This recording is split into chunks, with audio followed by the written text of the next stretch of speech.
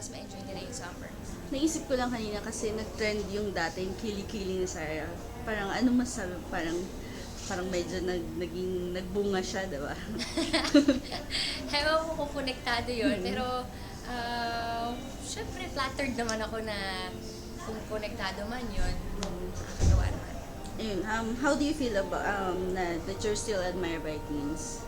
Sorry. Na ina-admire ka pa rin ng mga teens hanggang ngayon? Syempre, it's a joy in my heart na knowing na a lot of teens nga admire what I do.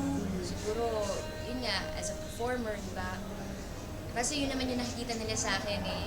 Yung more than siguro yung life story. Kasi mga teenagers pa sila. Mas nakikita nila ako sa Sarah bilang artista, bilang performer. Compared dun sa mga nauna na, yung mga may edad na alam nila yung life story ko. Siyempre, masaya, masarap sa pakiramdam. It's a great thing. It's also a challenging thing kasi big thing. Kasi nga, hindi biro ang maging parang role model ng mga kabataan. Siyempre, I also age, 25 na rin ako, hindi na rin ako teenager. So, it comes with a lot of responsibilities. Siyempre, I have to be careful with the projects. I accept yung role na ginagampanan ko.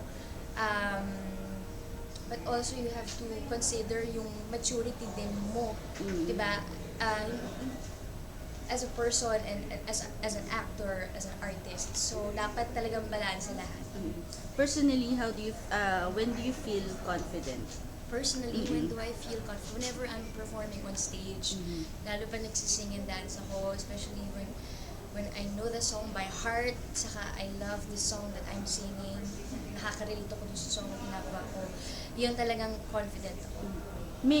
Bilang Sarah Geronimo, nakakaramdam ka pa ba ng medyo nervyos, lalo na pag nagpa-perform? Ako hindi po medyo, talagang todo nervous every time.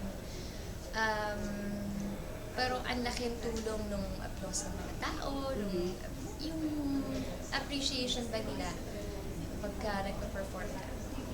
Ano yung ginagawa mo pag nakakaramdam ka ng nervyos?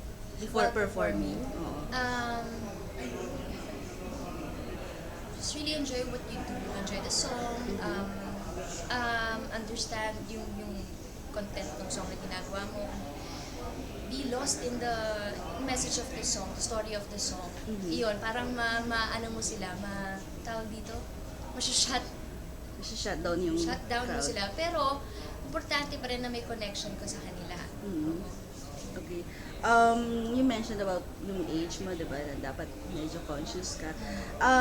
Sa age mo, may naggawa ka na bang decision na talagang confident ka? Ayun.